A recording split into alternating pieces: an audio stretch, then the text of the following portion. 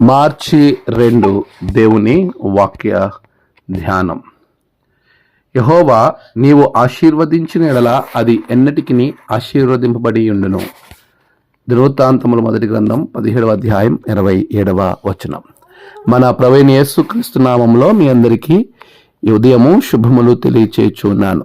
దేవుని మహాకృప వలన ప్రభు మనకిచ్చిన ఆశీర్వాదము, దేవుని యొక్క సన్నిధిలో మరొక నూతన దినము గడపడము ప్రభు మనకు అనుగ్రహించి ఉన్నారు. ఈ దినమును బట్టి దేవుణ్ణి నేను స్తుతిస్తున్నాను, దేవుణ్ణి నేను గణపరుస్తున్నాను, ప్రభు పేరట మిమ్మల్ని ఆహ్వానిస్తున్నాను.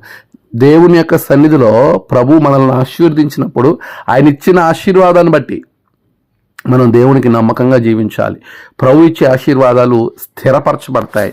దావీదు చేస్తున్న ప్రార్థన మీరు గమనించినట్లయితే, యెహోవా నీ దాసుని నిత్యము నీ సన్నిధిని ఉన్నట్లు ఆశీర్వదించు అని చెబుతూనే నీవు ఆశీర్వదిస్తే అది ఎన్నటికీ ఆశీర్వాదకరంగా ఉంటుంది. నిజమే, యెహోవా ఆశీర్వాదము మనకి అది కొనసాగింపు ఉంటుంది, నిత్య దీవెనగా ఉంటుంది. ఒకసారి ఆయన ఆశీర్వదించిన తర్వాత ఆ ఆశీర్వాదాన్ని పొందుకునే రీతిలో మన జీవితాలను మరల్చుకున్నప్పుడు అది శాశ్వతముగా నిలిచిపోతుంది. దావీదుకు తరతరాలు దేవుడు అనుగ్రహించాడు ఇలాంటి ఆశీర్వాదం. ఇటువంటి ఉన్నత దీవెన ప్రభు నీకు ఇవ్వడానికి ఇష్టపడుతున్నాడు. ఆయనలో మనం స్థిరపరచబడినప్పుడు, ఆయనతో మన ప్రయాణము జరుగుతున్నప్పుడు దేవుడు మనల్ని ఎంతగానో ఆశీర్వదిస్తాడు. ప్రియులారా, ఈ రోజున దేవుని వాక్యం మనతో మాట్లాడుతుంది. దావీదు నిత్యము పొందుకున్న ఆశీర్వాదం మనం పొందుకోవాలి.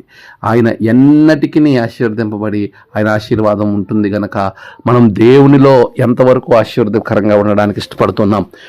మనము బలపరుచుకున్న వారు దేవుని యొక్క సన్నిధిని మనం నివసించగలిగినప్పుడు, ఆయనతో మన సహవాసాన్ని పెంపొందించుకున్నప్పుడు ప్రభు మనలను ఎంతగానో దీవిస్తాడు. ఆయన దీవెనలో మనము ముందుకు కొనసాగింపబడతాం. అటువంటి దీవెన, అటువంటి ఆశీర్వాదం నిత్యము ప్రభు మీకు అనుగ్రహించి నడిపించునుగాక. ఆమేన్. ప్రార్థన. సర్వశక్తిమంతుడా, గొప్ప దేవ, నీవు ఆశీర్వదిస్తే అది శాశ్వతమ జీవము, అది కొనసాగింపుగా ఉంటుంది. ఈ రోజు నా బిడ్డలను ఆశీర్వదించండి. నేడు జన్మదినము, వాహదినము, ఆయా విశేష దినములు జరుపుకున్న బిడ్డలను బహుగా దీవించండి. తమ ప్రియులను కోల్పోయి ఆదరణ కొరకు ఎదురు చూస్తున్న బిడ్డలకు ఆదరణ, నెమ్మది అనుగ్రహించండి. ఈ దినదీవనత నింపి మీరే మహిమ పొందమని ప్రార్థిస్తూ ఉన్నాను. దేవా, ఎవరైతే అనారోగ్యంగా ఉంటున్నారో అట్టి వారికి మంచి ఆరోగ్యములను మీరు దయచేయండి. దేవా, తమ కుటుంబాలలో రక్షణ లేని వారికి నీ రక్షణ ఆనందం దయచేయండి. నీ ఆత్మతో నింపమని యేసు నామమున ప్రార్థించి వేడుకొనుచున్నాం తండ్రి. ఆమేన్. తండ్రి, కుమార, పరిశుద్ధాత్మ త్రియేక దేవుని ఆశీర్వాదం మీకు, మీ కుటుంబములకు కలుగునుగాక. ఆమేన్.